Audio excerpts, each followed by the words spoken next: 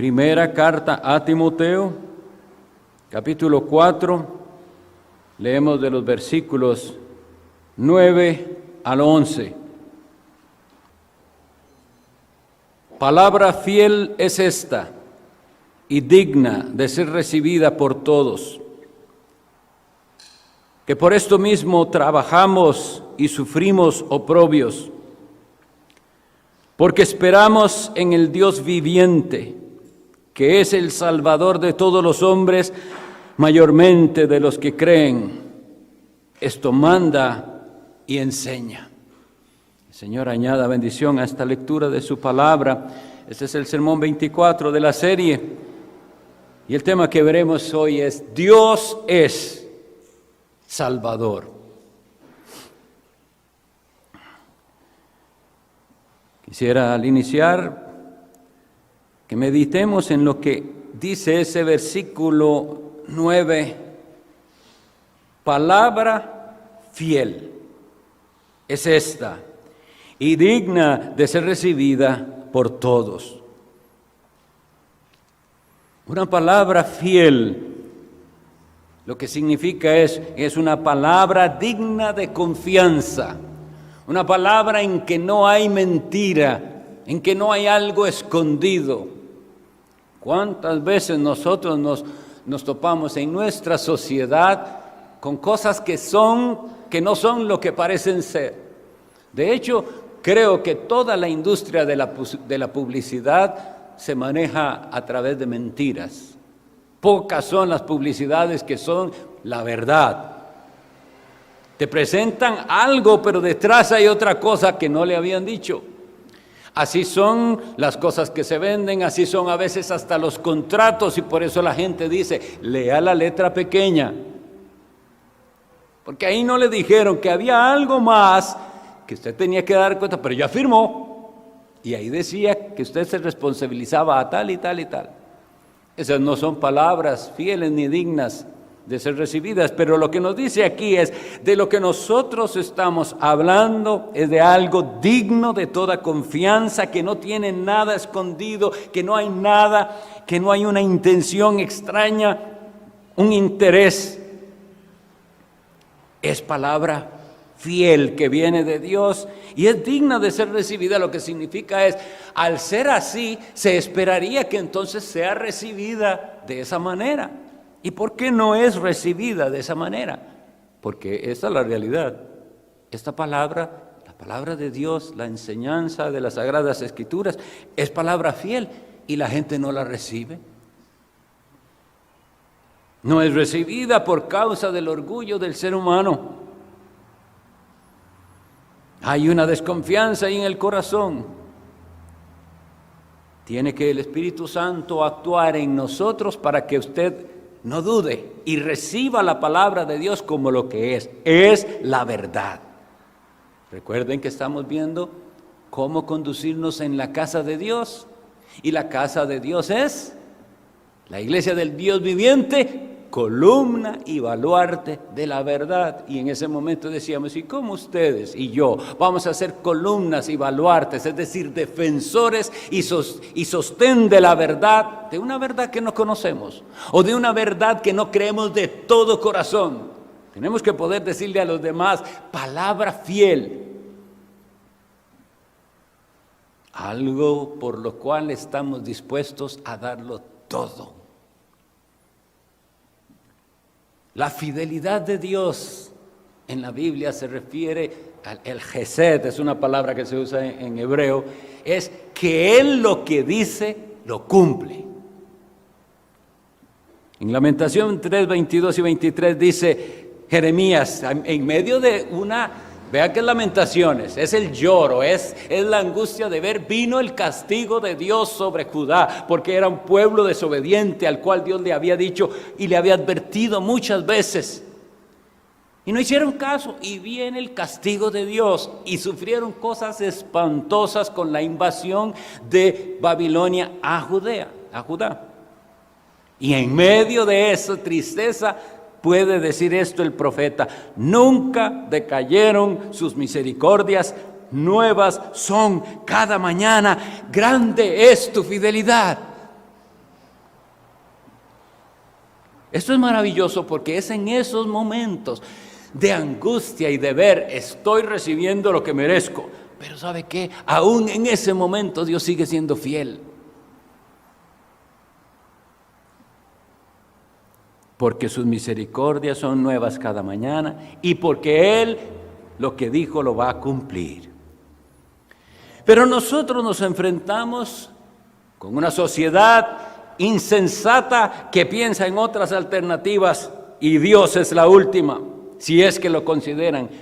Pero que la sociedad lo haga así es entendible porque son incrédulos y no tienen al Espíritu Santo. Pero si ustedes y yo, mis hermanos, tenemos al Espíritu de verdad que nos guía toda la verdad, tenemos que tratar la palabra de Dios con suma reverencia y saber, esta es palabra fiel. No siempre lo que nos agrada, no siempre lo que yo quisiera que dijera, pero es palabra fiel. Él no miente.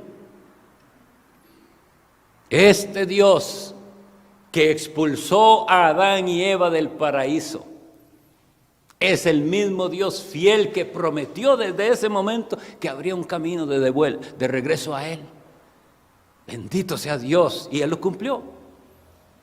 Pondré enemistad entre ti y la mujer y entre tu simiente y la simiente suya. Ella te herirá en la cabeza, tú le herirás en el calcañar. Eso es palabra fiel porque se cumplió. Vino el Hijo de Dios y recibió esa mordedura de la serpiente.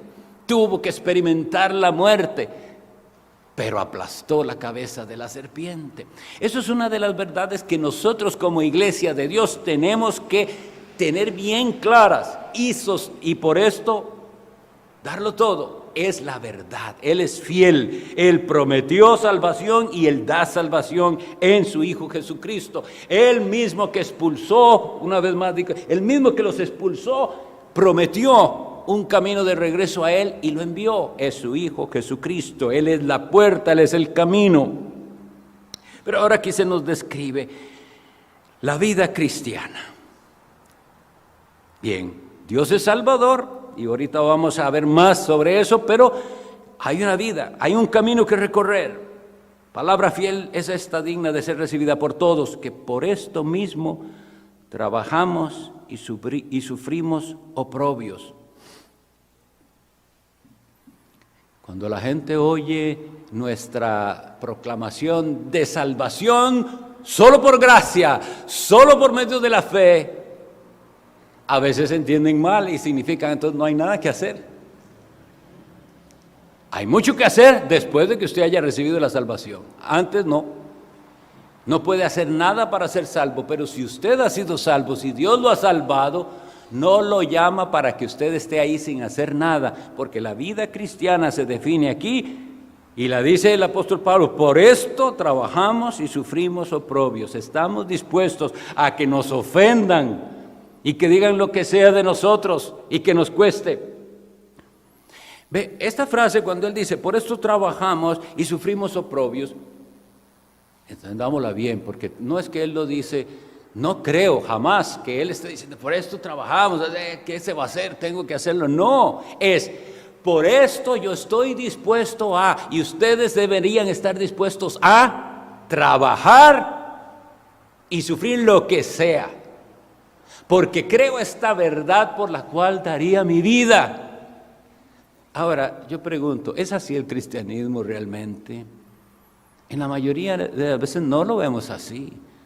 Vemos personas que dicen ser cristianos, pero en cuanto viene alguna aflicción, en cuanto ya alguien los trató mal, en cuanto hubo complicaciones en la iglesia, en cuanto el pastor no era lo perfecto que yo quería que él fuera, ya hay.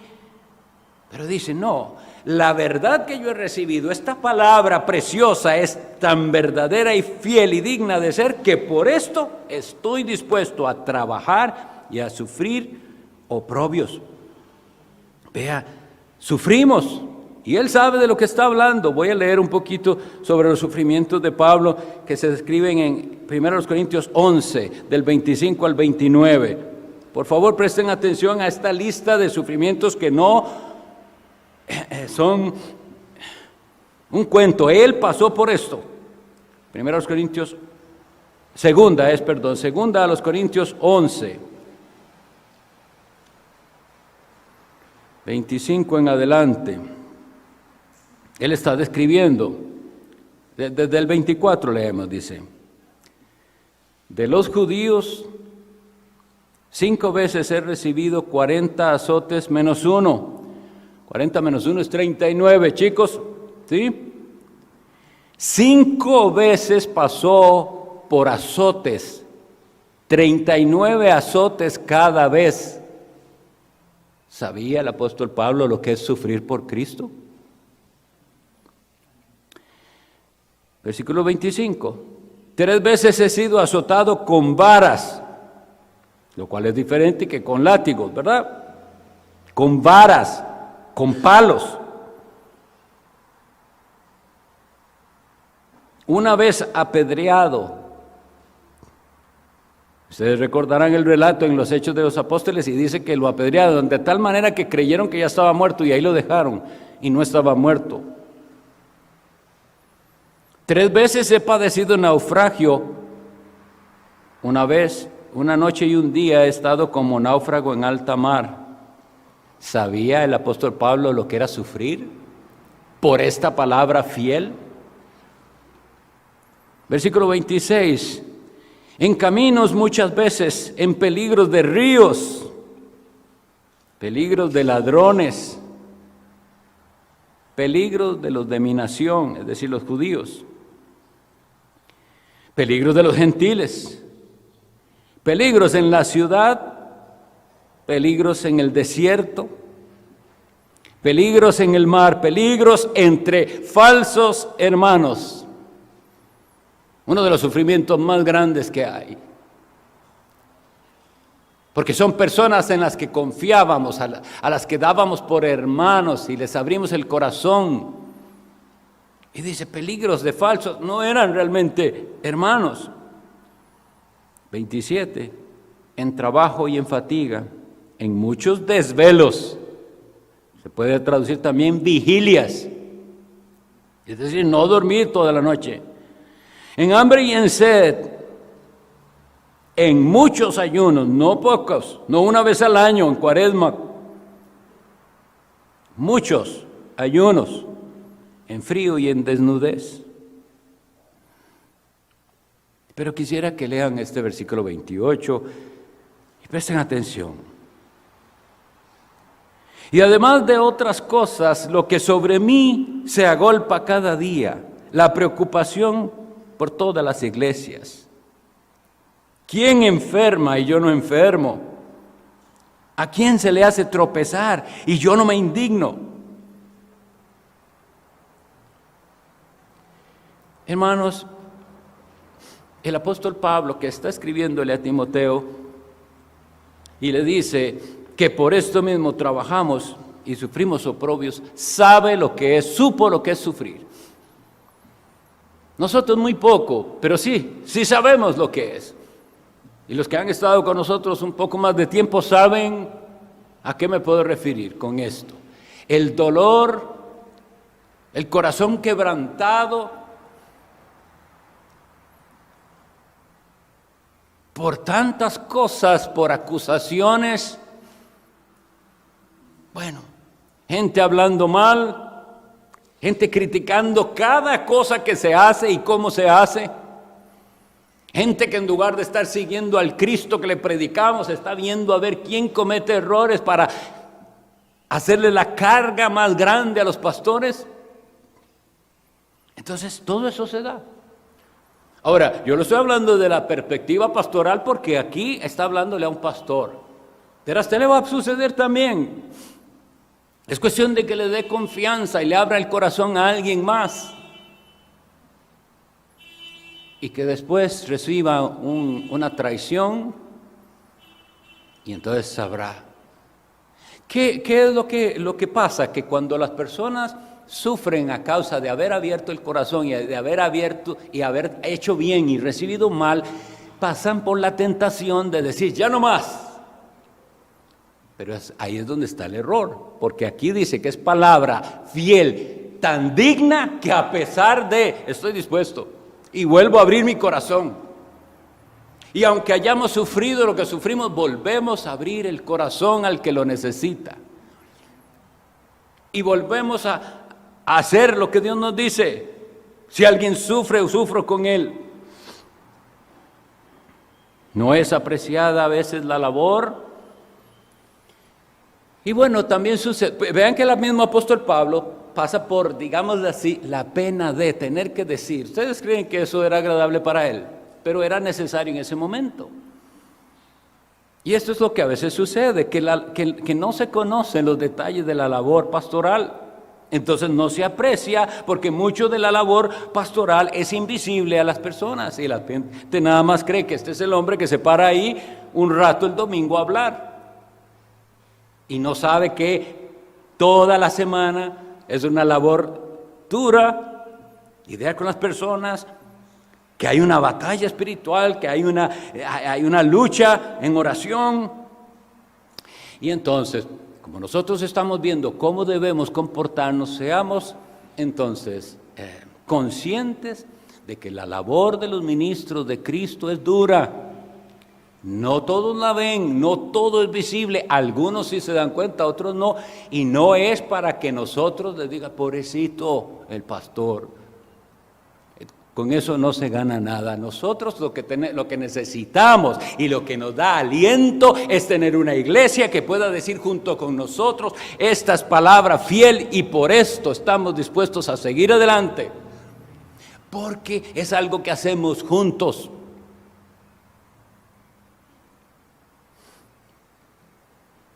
Les decía a algunos hermanos comentándole algo muy bello que sucedió al hermano Arturo Aymerich, es un hermano que era de los Lagos, viajó a Londres y allá tenemos un contacto en el tabernáculo metropolitano, y entonces visitaron, y él con su esposa Fiorella conocieron una pareja, y la pareja, y así, ahí conversando, dice, bueno, nosotros nos conocimos en esta iglesia, y aquí nos casamos, y aquí criamos nuestros hijos, y aquí tenemos nuestro negocio, y eso fue hace 40 años. Esa es la clase de compromiso que necesitamos si estamos todos convencidos de que el Dios nos puso aquí para trabajar juntos. Si no es así, pronto pasará algo que ya a usted le desilusiona del pastor de la iglesia, del hermano del otro, y entonces podrá irse fácilmente. Porque sí, hermanos, en este camino hay obstáculos y hay amenazas. Como les decía, las críticas han sido constantes, pero ¿cómo lo enfrentamos? ¿Y cómo debe enfrentarlo mi hermano el pastor Randall y cualquier pastor que el Señor llegue a traer a esta iglesia a que le sirva? ¿Cómo debe enfrentarlo? Como lo enfrentó el apóstol Pablo en Gálatas 1:10, cuando él dice, Gálatas 1:10, pues, ¿busco ahora el favor de los hombres o el de Dios? ¿O trato de agradar a los hombres?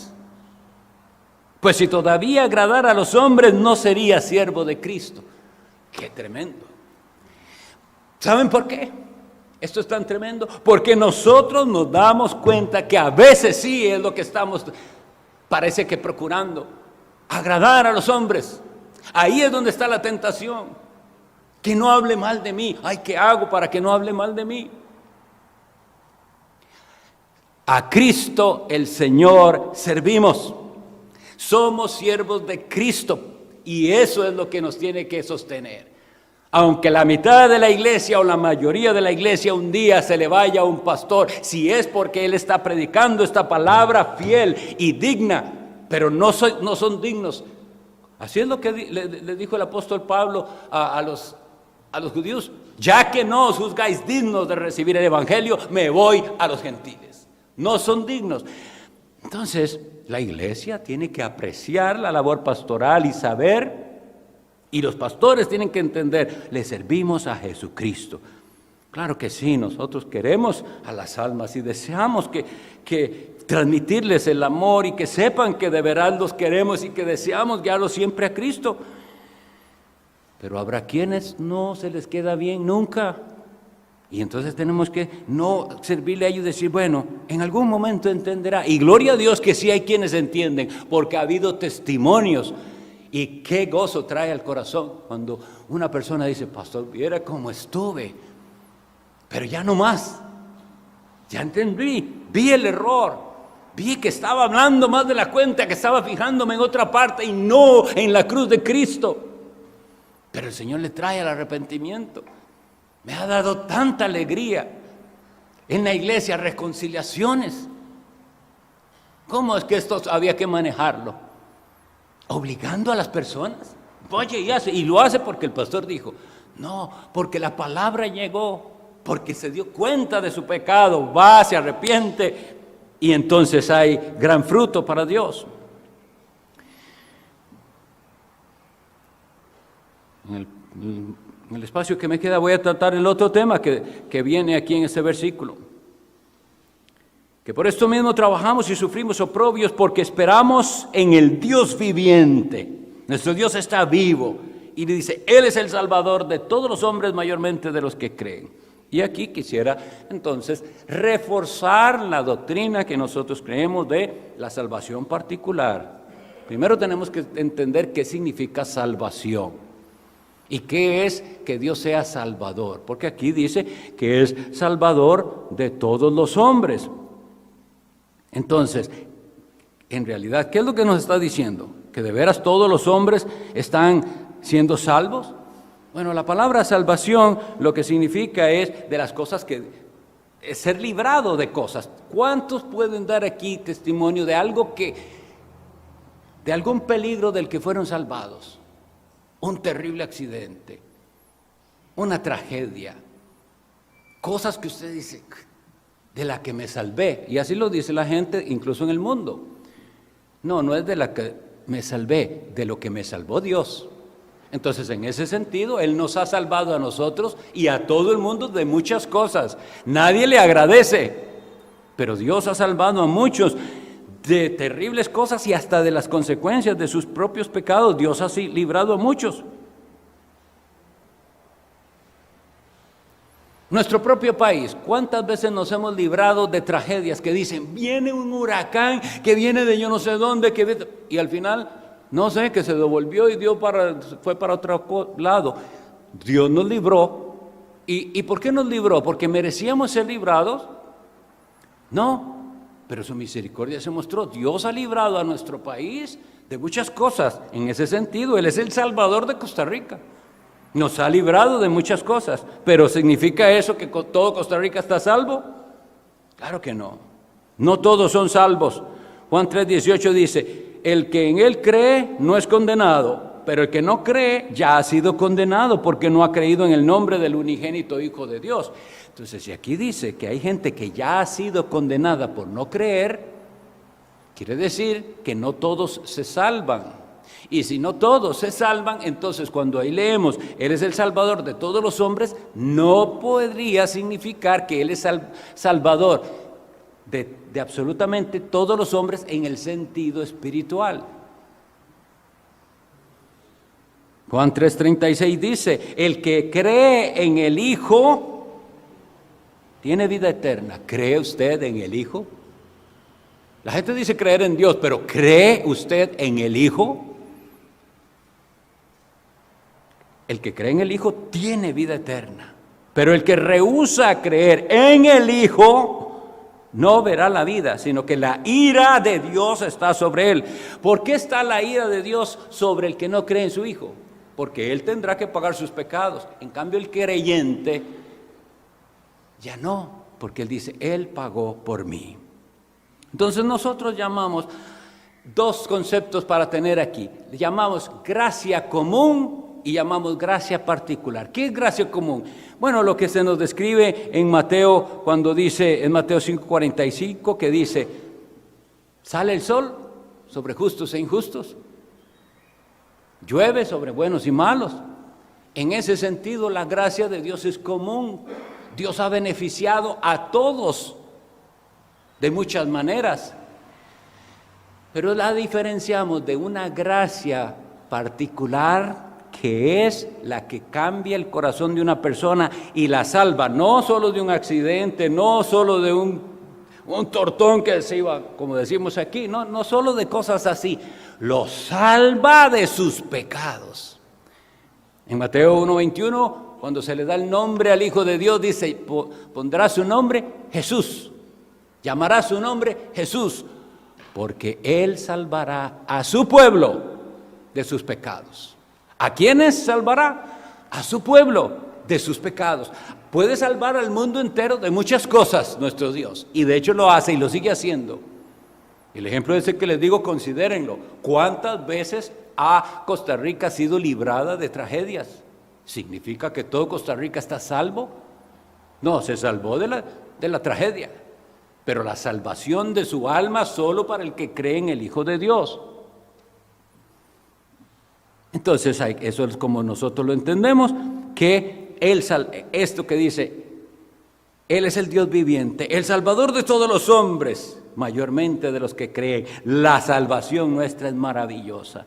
Y termina en el versículo 11 diciendo esto el apóstol.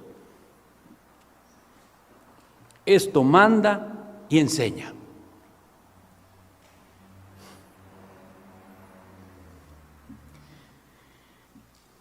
Necesitamos crecer en nuestro entendimiento de la autoridad que Dios ha dado a los ancianos de la iglesia. Tenemos unos conceptos equivocados en nuestra mente de que todo tiene que ser democrático.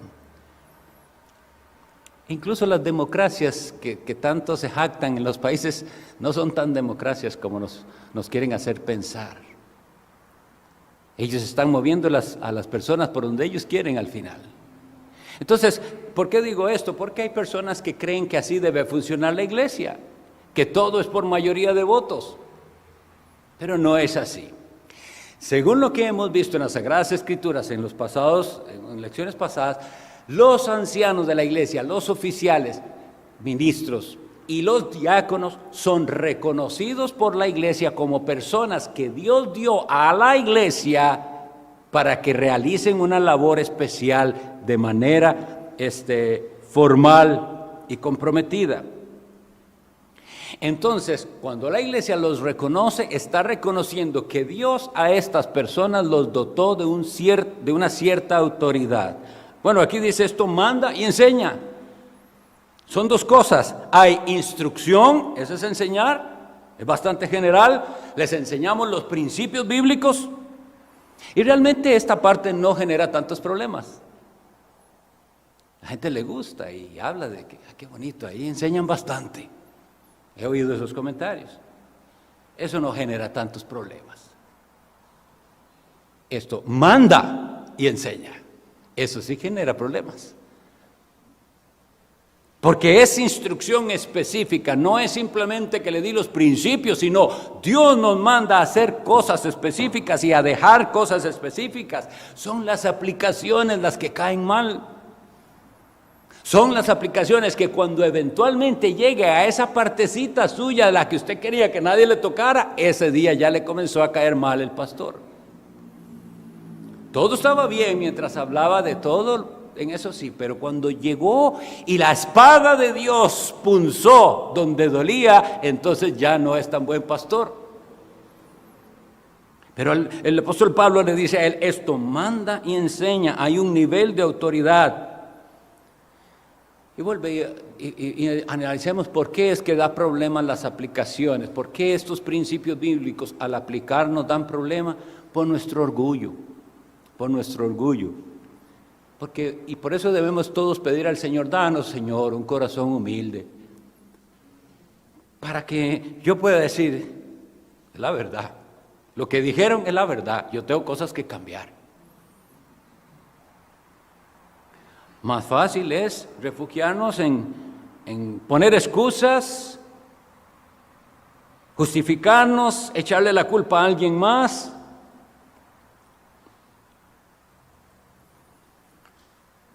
Esta palabra que nosotros tenemos aquí en la Santa Biblia es la palabra de Dios, fiel y digna de ser recibida. Hermano mío, hermana mía, recíbala. Aun cuando sea el azote de Dios, recíbalo, porque Dios no azota para destruir, Él azota para corregirle con amor, porque no quiere que usted se quede ahí donde está. El propósito por el cual Dios nos salvó es hacernos conforme a la imagen de su Hijo Jesucristo. Y como Él le ve a usted en esta o en aquella área tan falto, tiene que enviar su azote. Y le dice, no es así. Entonces tenemos que pedir la humildad para decirle, Señor, veo que me estás diciendo que hay cosas que deben cambiar. Nuestro gran problema que enfrentamos es que cada uno quiere el cristianismo adaptado a sus preferencias. Siempre es el comentario que me viene a la mente cuando hablo de esto. Por eso es que hay tantas iglesias. Porque hay iglesias para cada gusto. Confiemos más en la palabra de Dios y menos en los hombres. Solo Él es el que es fiel. Dice la Sagrada Escritura en Jeremías 17:5. Maldito el varón que confía en el hombre y pone carne por su brazo y su corazón se aparta de Jehová. Ahora, una interpretación equivocada de este texto nos lleva a absurdos. Si usted cree que maldito el que confía en el hombre significa que no puede confiar nunca en nadie, pues usted no puede ni siquiera montarse a un avión porque no confía que ese hombre puede llevar el avión de un lado a otro. Todos debemos confiar en las cosas en cierta medida, pero aquí hablamos de una confianza plena. Si a usted le van a hacer una cirugía, hay un cierto nivel de confianza que usted tiene que tener, porque si no, no se dejaría que le hagan la cirugía a esos doctores. Entonces, no está hablando de eso, no está hablando de que ustedes y yo tenemos que ser personas completamente desconfiadas, no confío de nadie. Eso es una paranoia que la palabra de Dios no nos enseña. Es un temor exagerado, infundado. No, estamos hablando de esa confianza plena. Y les pregunto, ¿dónde pone usted su confianza plena? Y yo quiero que usted responda, en Jesús, el autor y consumador de la fe. Vean que el verso 7 de ese mismo Jeremías 17, cuando ha dicho, maldito el varón que confía en el hombre y pone carne por su brazo y su corazón se aparta de Jehová. Porque vean lo que es, usted está prefiriendo confiar en alguien más que en Dios. Ese es el gran pecado. Dios dice esto, pero su amigo y su amiga le dan otro consejo y usted le termina haciendo caso al otro. Entonces para usted está confiando en el hombre, está apartándose de Dios. Pero el verso 7 dice, bendito el varón que confía en Jehová y cuya confianza es Jehová. Cuánto deseo que usted sea ese bendito hombre, bendita mujer, bienaventurado, porque confía en Dios y solo en Dios.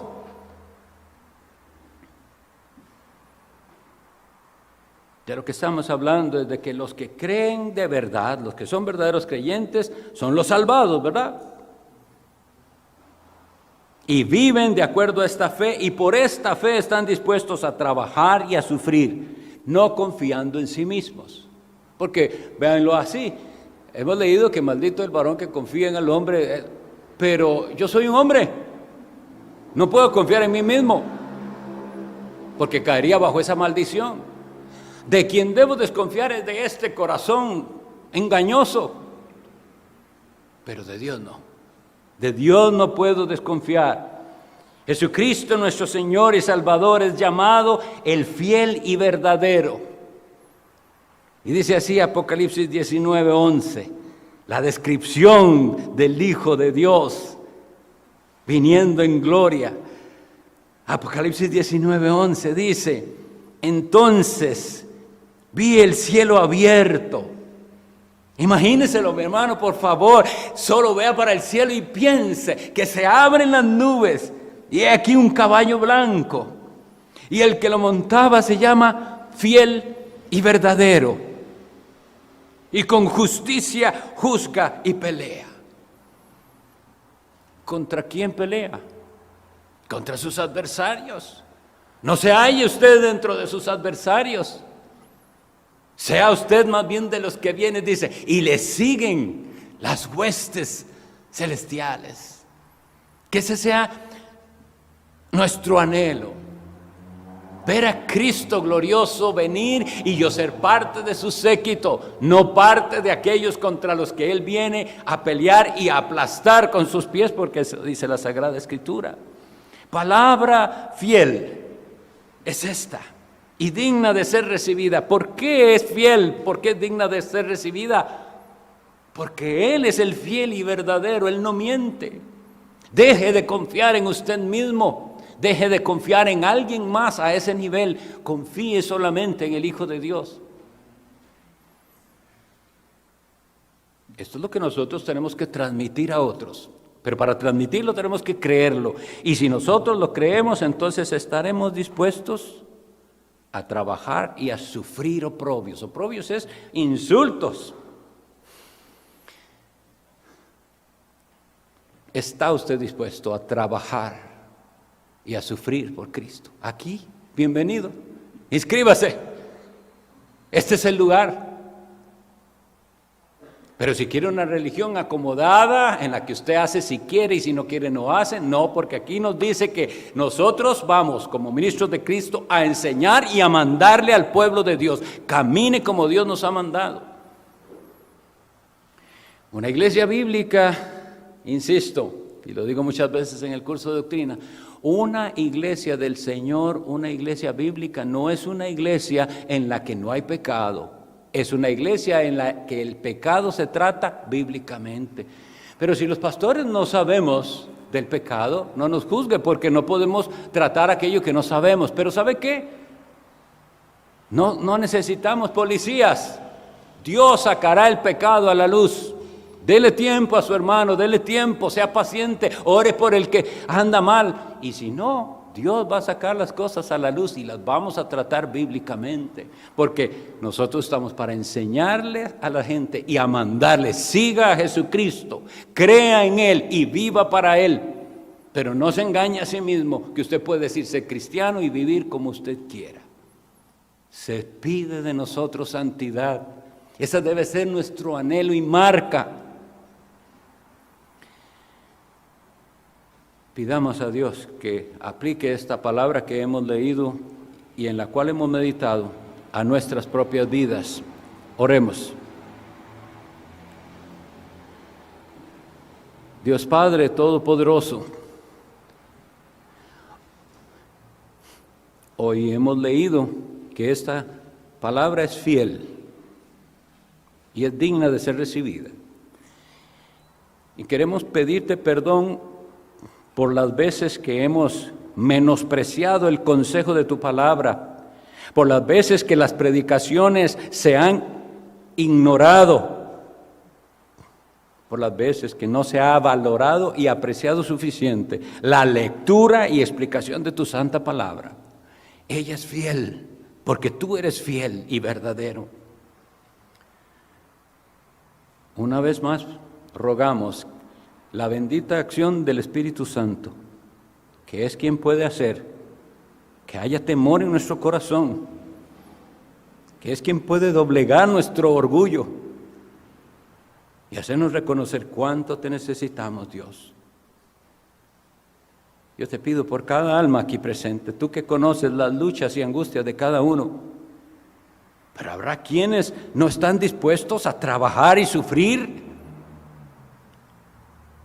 Mi Señor, trae muchas personas que quieran unirse, trabajar y sufrir por Cristo y por el reino de Cristo. Es en su nombre que oramos. Amén.